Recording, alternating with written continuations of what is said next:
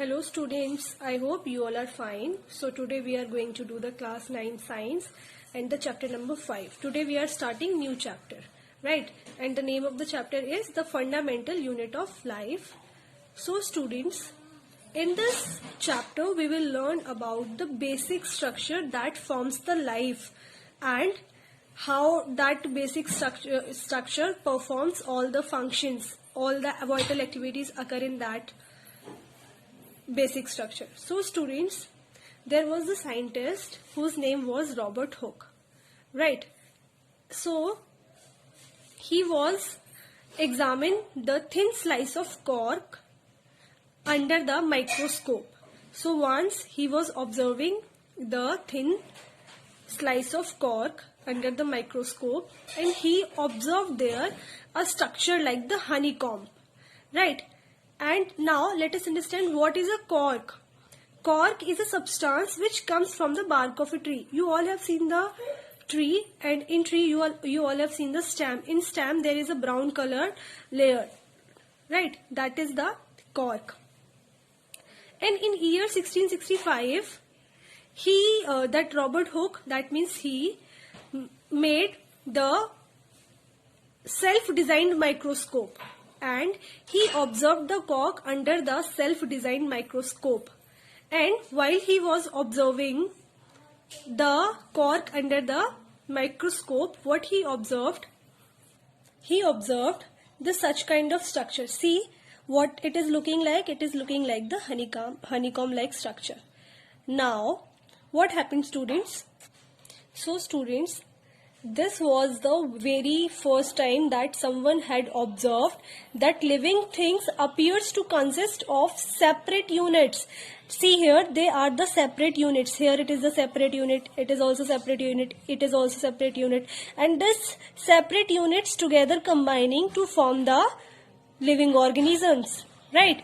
So, the scientist, the Robert Hooke, gave the term cell to this separate units, and cell means like the little compartments or like the little room, right students? So let us revise that in year 1665 Robert Hooke was observing the slice of cork under his own designed microscope, and he observed that a honeycomb like structure is present there, and in honeycomb like structure there is a repeating unit which he named as a cell, right?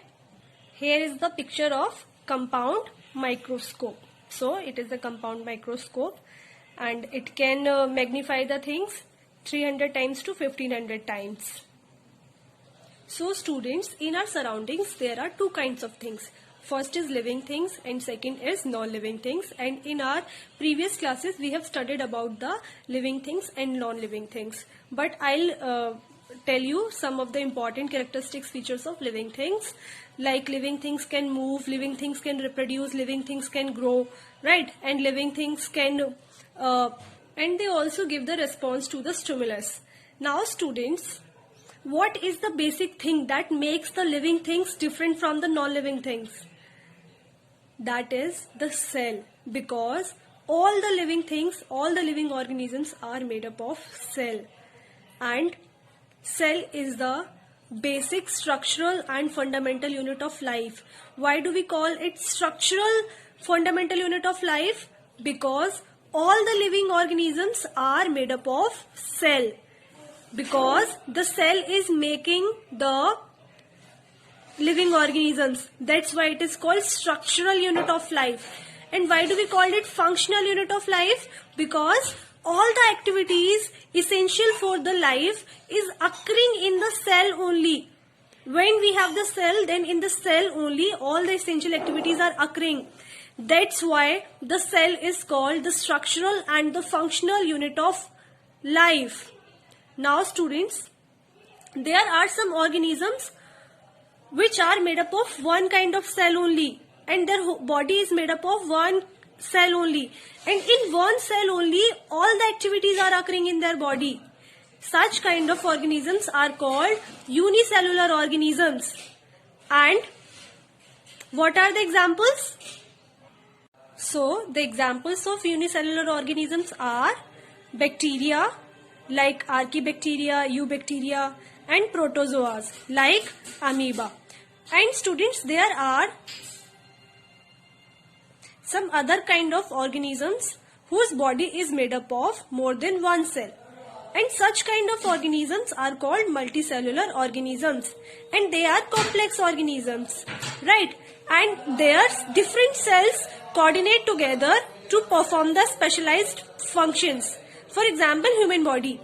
In our body, there are more than 200 kinds of cell, and they have the different functions also.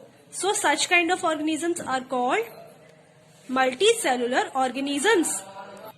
Now let's see the difference between unicellular organisms and multicellular organisms. Unicellular organisms. An organism is represented by a single cell. Means unicellular organisms are made up of one cell, and multicellular are made up of more than one cell and of large number of cells. And all the activities in unicellular organisms is performed by a single cell, and in them multicellular organisms few activities are performed by the few cells, like they perform the specific activities and they have the number of cells to perform the specific activities.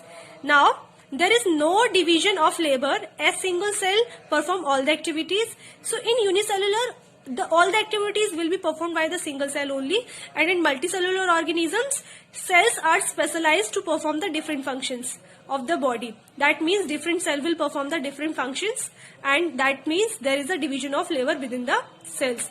Now what is the next difference? Reproduction consumes a single cell. New cell will form the pre-existing cell. That is, the new cell will be formed from the pre-existing cell. And here only some cells of the body called germ cells take part in reproduction. In multicellular organisms, there are the special kind of cells that participate in the reproduction, and such cells are called germ cells. And other cells do not participate in the reproduction. Now the next part difference is the lifespan of an individual is short. Unicellular organism is made up of single cell, and they have the very short period of lifespan, and they have long lifespan, right? In multicellular organisms, they have the long lifespan. So students, that's all about today's class. I hope the content is clear to you. Let's look some questions to check out our knowledge. So here are the questions. Question number 1, what is the basic structural and functional unit of life? Question number 2, what are the unicellular and multicellular organisms? Give examples of each. And question number 3, who discovered cell and how? So students, that's all about today's class. I hope the content is clear to you. Very soon I'll come with the new content. Till then, all of you take care and bye-bye. And thank you for the listening.